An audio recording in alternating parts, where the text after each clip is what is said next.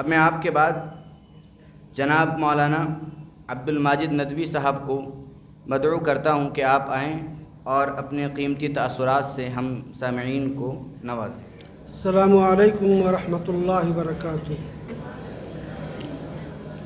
الحمد للہ رب العالمین الرحمن الرحیم مالک یوم الدین، اشہد ان لا الہ الا اللہ وحدہ لا شریک لہ واشہد ان محمدا عبدہ ورسولہ۔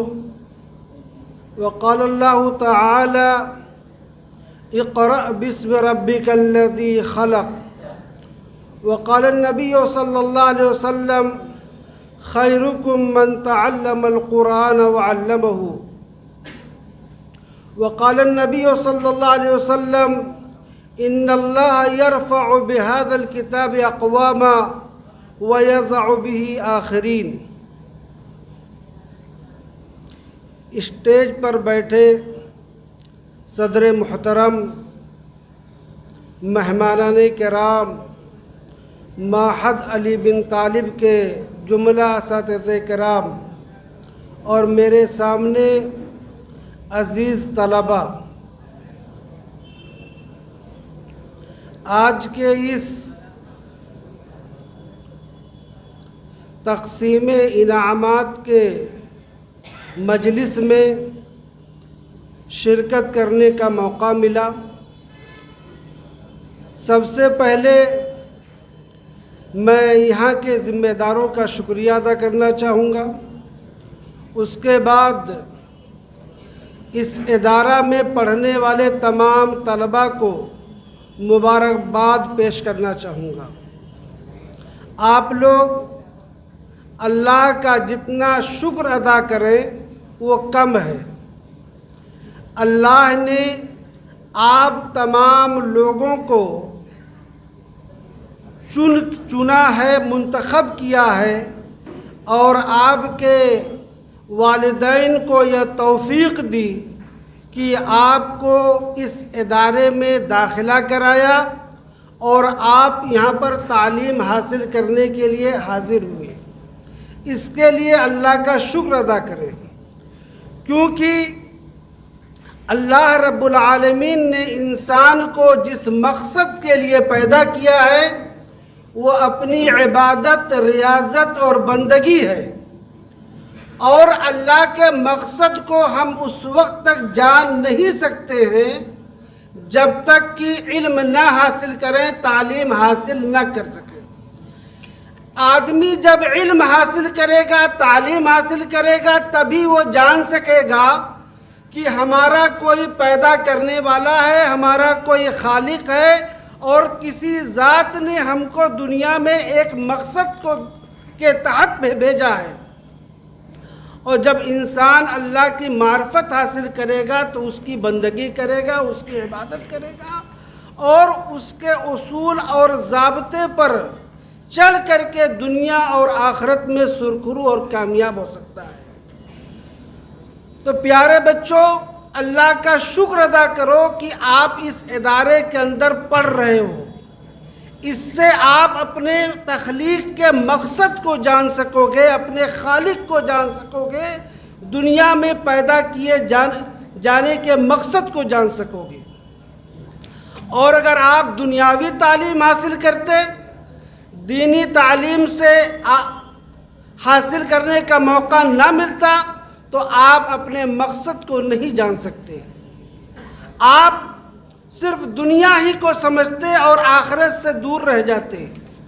تو بہرحال اللہ کا شکر ادا کریں، اور اسی لیے آپ جانتے ہیں کہ سب سے پہلی وحی جو نازل ہوئی وہ اقرا کی ہے کہ اے انسانوں پڑھو گے تو اپنے پیدا کیے جانے کے مقصد کو یا کسی چیز کے مقصد کو جان سکو گے۔ دوسری چیز یہ کہ اللہ کے نبی صلی اللہ علیہ وسلم نے فرمایا خیرکم من تعلم القرآن وعلمہ، بہتر انسان وہ ہے جو قرآن کو سیکھے اور سکھلائے۔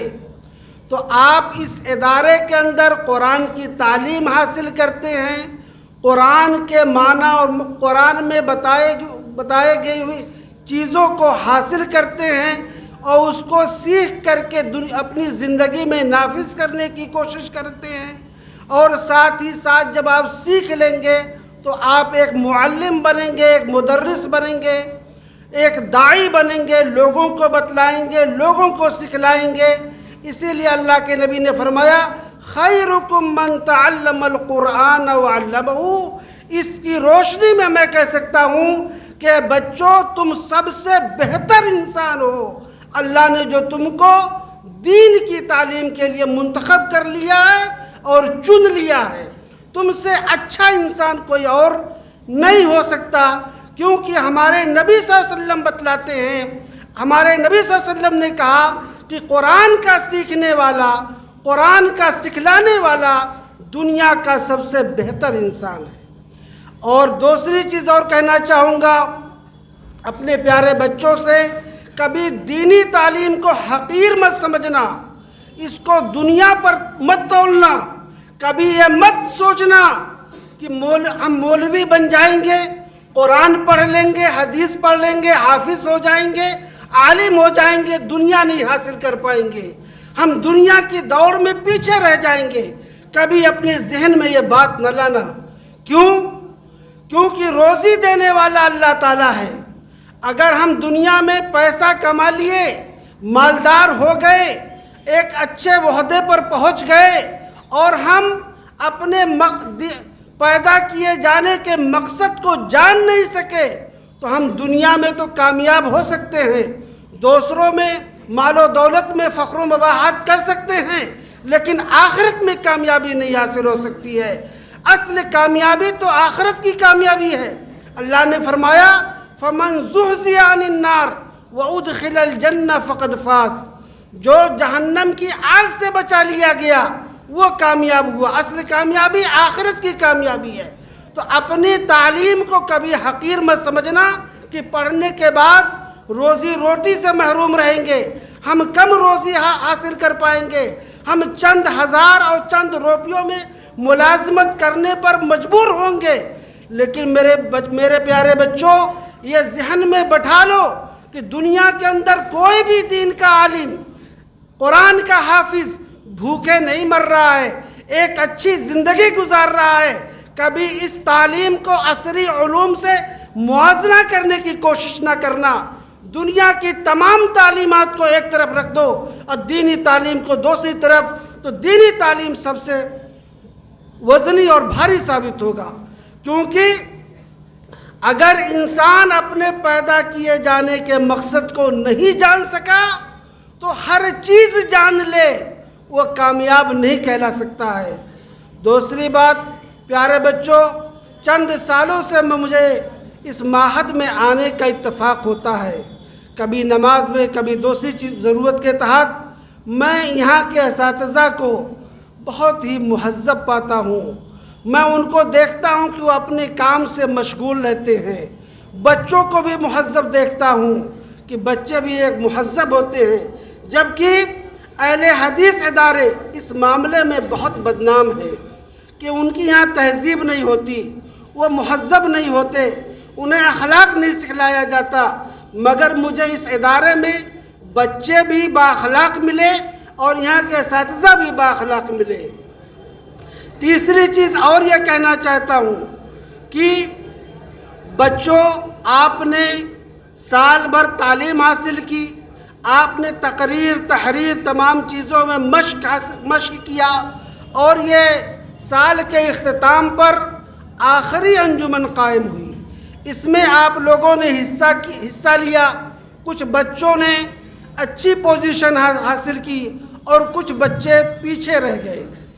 جو لوگ کامیابی حاصل کیے ان کو مزید اور کوشش کرنا چاہیے، اور جو بچے پیچھے رہ گئے یا کوئی پوزیشن حاصل نہ کر سکیں وہ اپنے اندر حوصلہ پیدا کریں، جذبہ پیدا کریں کہ ہم اور مزید محنت کریں گے، اور آئندہ کبھی اس طرح موقع ملے گا تو ہم اول پوزیشن یا دوم پوزیشن یا تمام بچوں میں ممتاز बनने की कोशिश करेंगे। मेहनत ही से आदमी कामयाब होता है और जो मेहनत करता है वो एक न एक दिन कामयाब होता है। बस इन्हीं बातों पर मैं अपनी बात ख़त्म करता हूँ। अल्लाह रब्बुल आलमीन से दुआ करता हूँ कि इलाहुल आलमीन इस इदारे में जो बच्चे पढ़ रहे हैं उनको दीन का दाई और इस्लाम का सिपाही बनाए, उनको दीन और उनको इल्म से आरास्ता फरमाए और जब इदारे से निकलें तो मुहज़्ज़ब निकलें, दीन का दाई बना के निकाले, इस्लाम पर चलने वाला बना कर निकाले। और जो असातिज़ा यहाँ पढ़ा रहे हैं अल्लाह उनकी तमाम परेशानियों को दूर फरमाए, उनकी मेहनतों को कबूल फरमाए। अक़ूलु क़ौली हाज़ा अस्तग़फ़िरुल्लाह ली व लकुम।